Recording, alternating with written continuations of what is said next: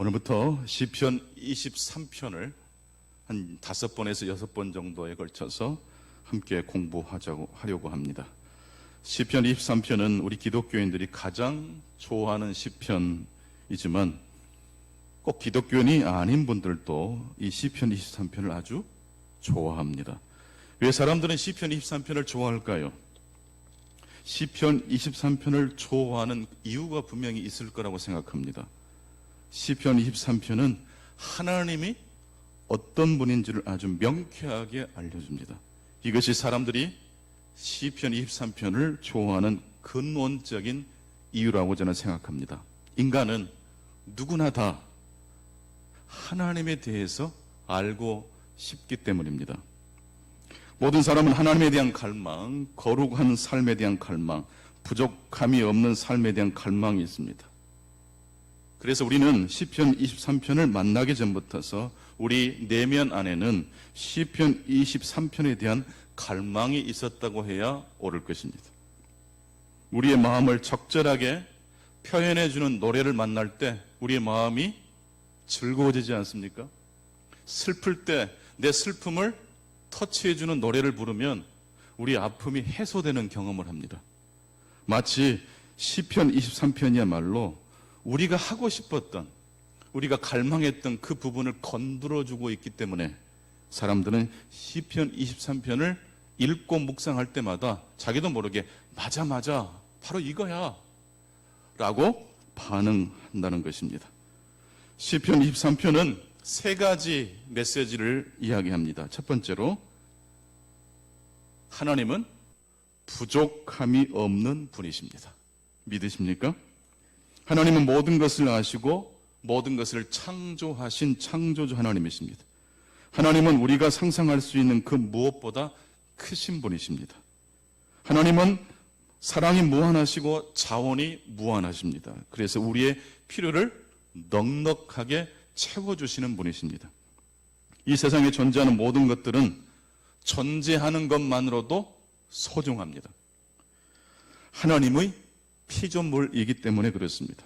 또한 모든 피조물들은 존재하는 목적이 있습니다. 물론 자신의 존재 목적을 잘 모른다고 해서 큰일 나는 것은 아닙니다.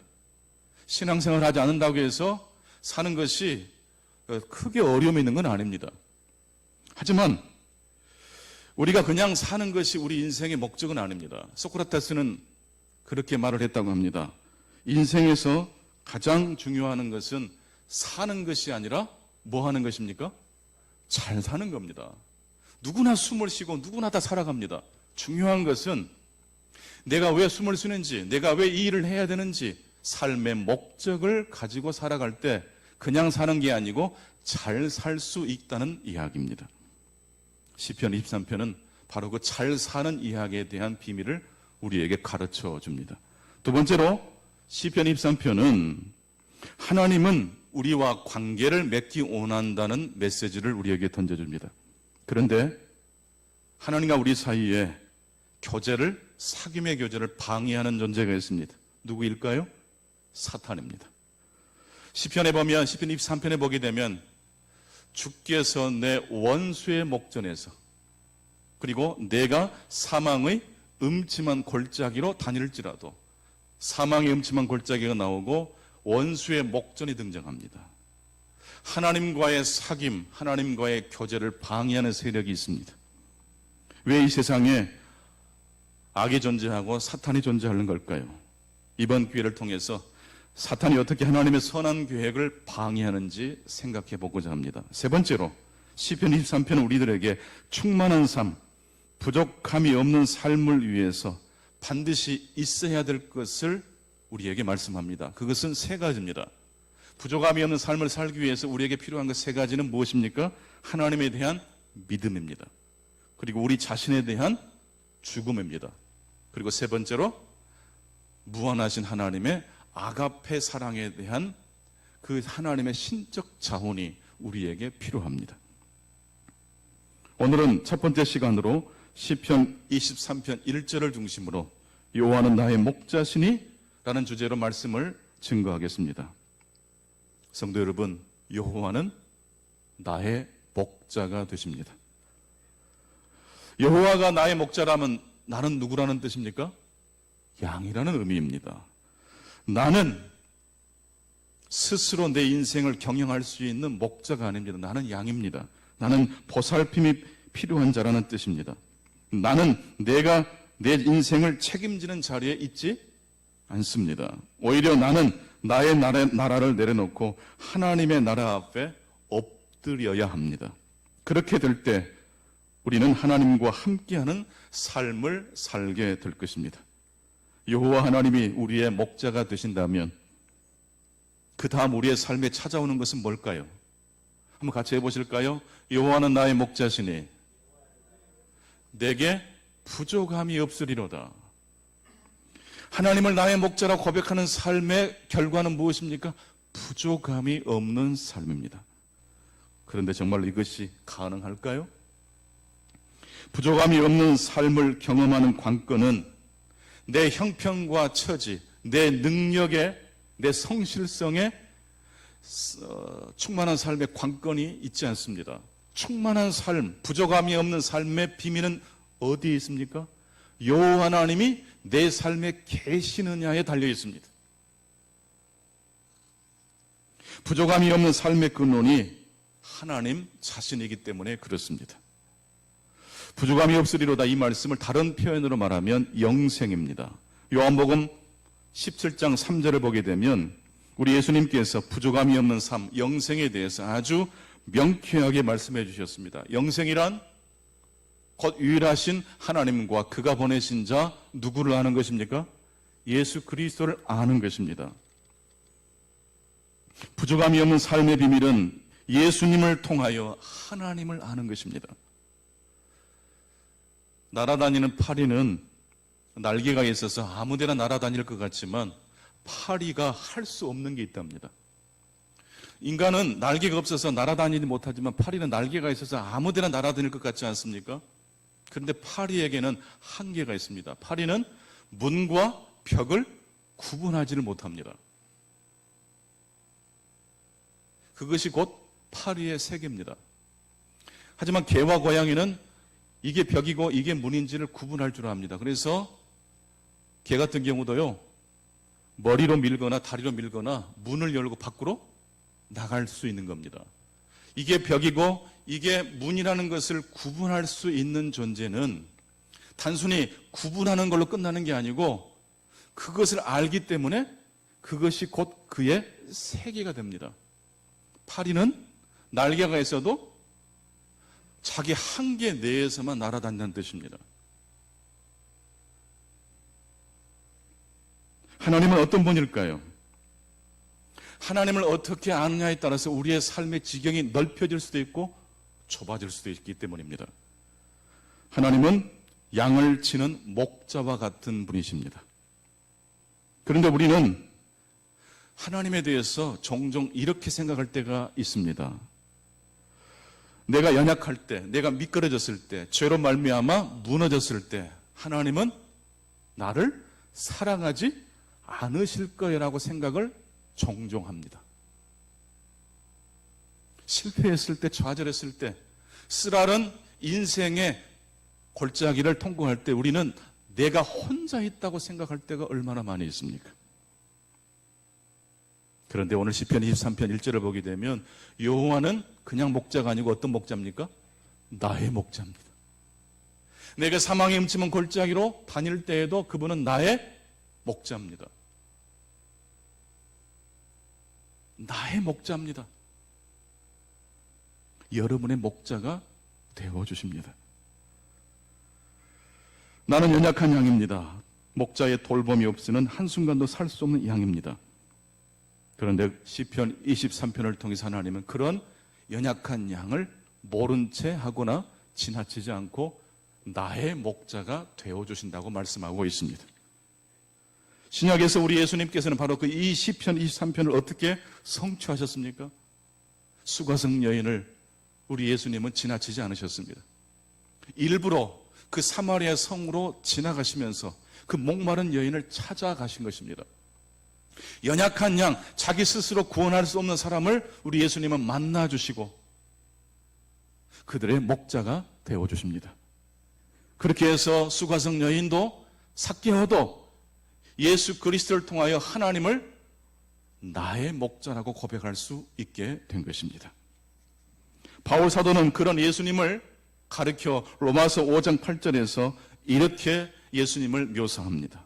우리가 아직 죄인 되었을 때에 그리스도께서 우리를 위하여 죽으심으로 하나님께서 우리에 대한 자기의 사랑을 확증하셨느니라. 우리가 의로워졌을 때 하나님이 우리를 사랑하신 게 아닙니다. 우리가 어떤 일을 성취했을 때 예수님이 나의 목자가 되신 게 아닙니다. 우리가 아직 죄인 되었을 때입니다. 이것이 기독교입니다. 그래서 로마서 5장 8절 말씀과 시편 23편 1절 말씀은 정확하게 100% 일치하는 말씀입니다. 제가 좋아하는 소설 중에 너서니엘 호선의 주홍글자라는 소설이 있습니다. 이 소설의 첫 장면은 굉장히 충격적입니다. 한 여인이 이제 막 태어난 아기를 안고서 교도소에서 나옵니다. 그 여인의 가슴에는 붉은 글씨로 예의자가 새겨져 있습니다. 이 예의는 어덜터리의 약자입니다. 어덜터리, 간음, 간통, 죄라는 의미입니다. 모든 예술가는 그 시대가 처한 공경을 비추는 거울과 같은 작품을 만들어낸다고 합니다. 우리가 우리 모습을 잘 모르기 때문에 예술가는 마치 거울처럼 그 시대의 공경을 예술작품을 통해서 만들어냅니다. 그래서 우리는 예술작품을 통해서 내가 누구인지를 알게 됩니다. 너서니엘 호소는 이 주홍글자라는 소설을 통해서 인간이 어떤 공경에 처해 있는지를 묘사합니다. 여러분, 모든 공경의 핵심에는 무엇이 있을까요? 왜 사람이 쓰러지고 절망 가운데 떨어집니까? 죄를 지었기 때문에, 실패했기 때문이 아닙니다. 하나님을 모르면, 하나님을 알되 하나님을 정확하게 알지 못하면 공경에 처한다는 것을 이 너서니엘 호선의 이 주홍글자라는 소설이 우리에게 말씀해주고 있습니다. 그런데 이 주홍글자라는 이 소설에서 이 어덜터리라는 예의라는 이 글자가 계속 따라다니는 게 아니고 어느 순간 변주가 됩니다. 변형이 됩니다. 바뀌어지게 됩니다. 죄라는 이 어덜터리가 어느 순간 able, 할 수 있다라는 단어로 바뀌고 이 에이블이 마침내 엔젤이 뭐지요? 천사. 출구가 막혀있는 죄인이 절망 가운데 삶을 시작하고 있는 한 여인이 마침내 어덜터리에서 엔젤의 자리까지 변화된다는 것. 이것이 주홍글자의 소설의 핵심 스토리입니다. 그런데 그 스토리는 이미 시편 23편에서 이미 말씀하고 있는 스토리이기도 합니다. 어떻게 해서 어덜터리가 엔젤로 바뀔 수 있습니까? 단 한 가지입니다. 여호와는 나의 목자라고 고백할 때 어덜터리가 에이블로 그리고 엔젤로 바뀌어질 수 있는 것입니다.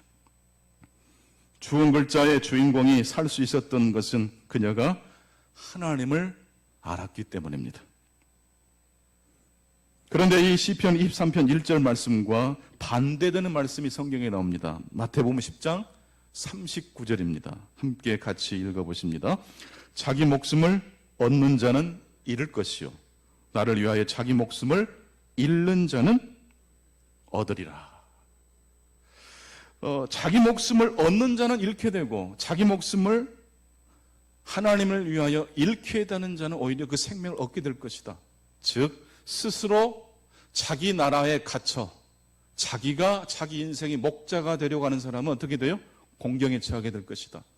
하지만 엉망진창 진흙탕 속에 삶이 빠졌다 할지라도 어느 자리에 어느 곳에 있다 할지라도 내가 목자가 아니라 하나님을 나의 목자라고 고백하는 인생에게는 하나님께서 새로운 출발, 새로운 시작을 가능케 해주실 줄로 믿습니다.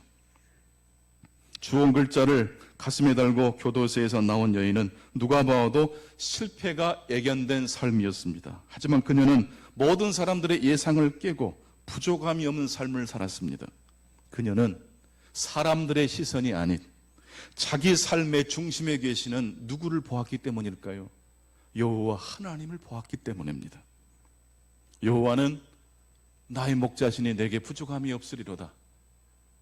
주온 글자의 주인공인 그녀를 살렸던 말씀이고 오늘 우리의 삶을 살리게 될 하나님의 말씀일 줄로 믿습니다. 하나님에 대한 잘못된 관념에는 반드시 해독제가 필요합니다. 가장 좋은 해독제는, 잘못된 신앙의 가장 좋은 해독제는 자신을 바라보는 것을 멈추고 대신 하나님을 바라보는 것에 달려 있습니다. 결국 우리들이 생각해야 될 점은 하나님이 무엇을 하실 수 있느냐가 아닙니다. 내가 무엇을 하느냐입니다. 내가 양이 되느냐, 아니면 내가 여전히 그 문제를 해결하고자 하는 목자가 될 것이냐. 파리는 문과 벽을 구분하지 못해서 방 안에서만 날아다닙니다. 우리 그리스도인들이 하나님에 대하여 너무 제한적으로 알게 되면 자기도 모르게 자기가 생각한 생각 속에 하나님을 가두어 버리고 맙니다.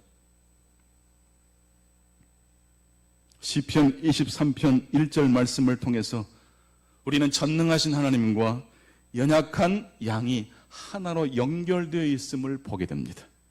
내가 쓰러지고 넘어졌을 때, 내가 생각해도 내 자신이 싫어질 때조차도 내 곁에 누가 계십니까? 목자이신 여호와 하나님이 계십니다. 전능하신 하나님이 죄인을 위하여 죽으시고 부활하셨습니다. 예수님은 십자가를 지심으로 우리의 죄를 속량하셨습니다. 속량이란 돈을 주고 노예를 샀다는 이야기에서 파생된 단어입니다. 속량은 죄인이 바뀌었다는 의미입니다. 기독교에서 말하는 자유, 기독교에서 말하는 풍성한 삶의 비밀은 내 마음대로 할 수 있는 자유를 말하지 않습니다. 목자와 양과의 관계처럼 우리가 하나님을 나의 목자로, 내 삶의 주인으로 인정할 때 우리의 삶에 참 자유가 주어질 줄로 믿습니다. 저는 하나님을 목자로 고백합니다.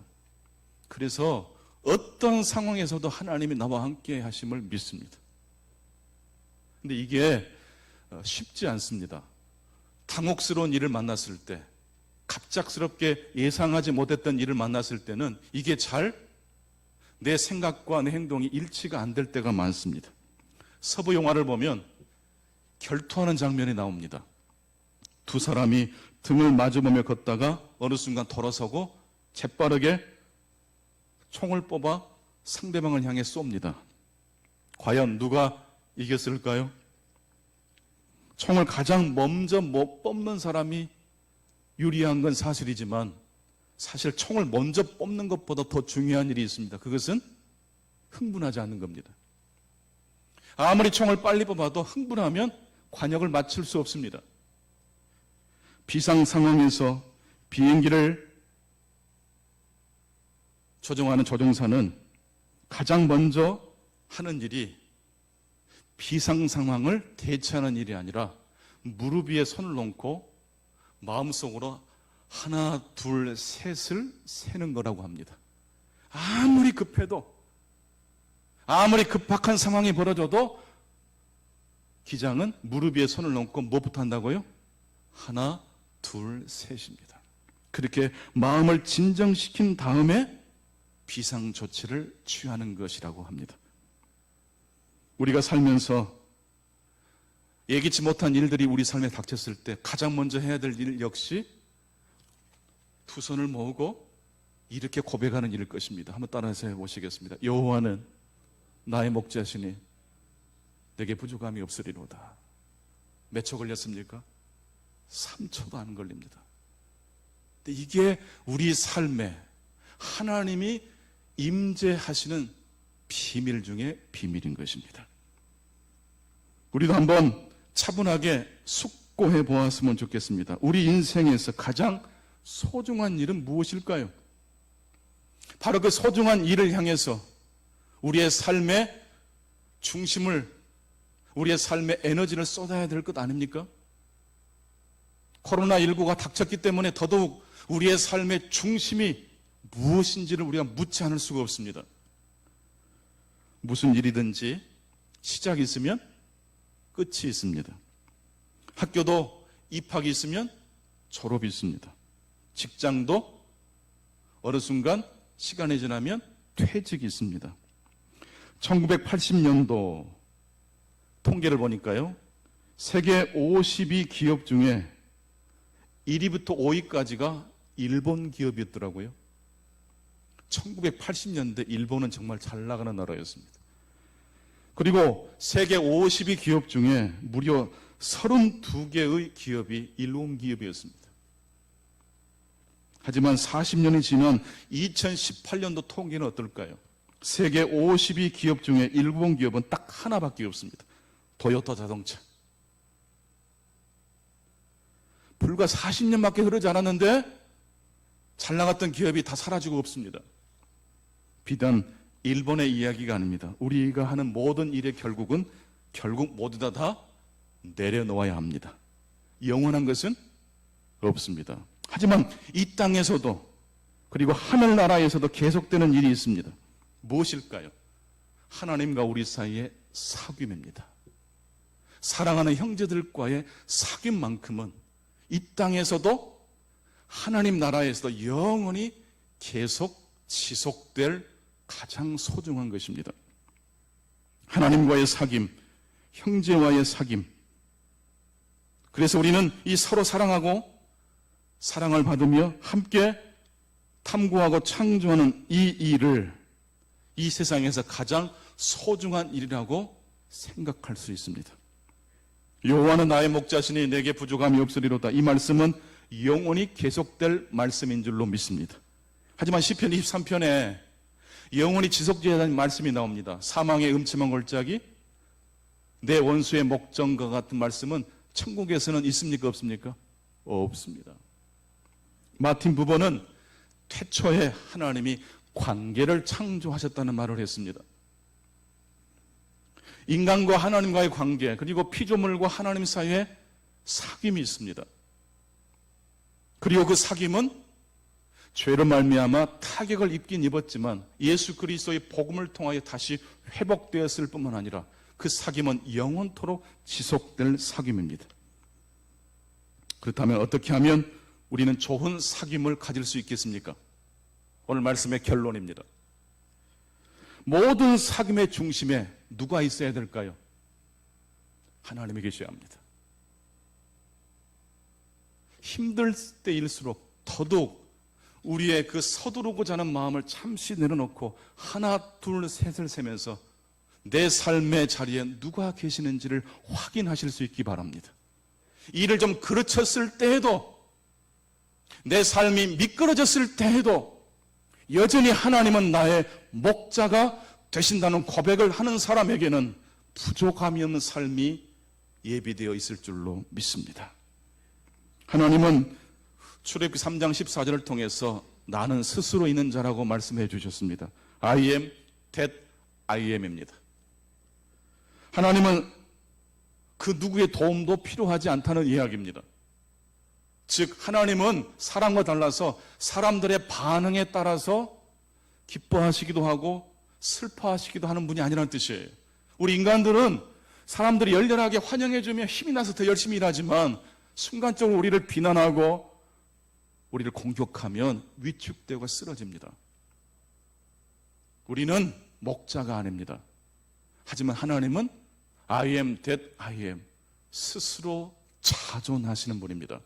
그래서 인간이 망가졌을 때에도 그분의 사랑은 변함이 없는 것입니다. 우리가 아직 죄인 되었을 때에도 그리스도께서 우리를 위하여 죽으심으로 하나님은 우리에 대한 사랑을 확증하셨습니다. 시인 파울 첼라는 이런 이야기를 했습니다. 나는 너다. 나는 너다. 내가 내 자신일 때. 한번 따라서 해보실까요? 나는 너다. 내가 내 자신일 때. I am you when I am I입니다. 나는 너다. 내가 내 자신일 때. 여러분, 내가 내 자신일 때 다른 사람과 사귈 수 있어요. 좋은 대학에 나오지 못했을지라도, 성공 스토리가 없을지라도 내가 내 자신이라는 생각이 확고하면 다른 사람과 만나더라도 열등감에 빠지지 않을 수 있어요. 그렇다면 내가 내 자신일 수 있으려면 내 삶의 중심에 누가 들어오셔야 됩니까? 여호와 하나님이 들어오셔야 됩니다.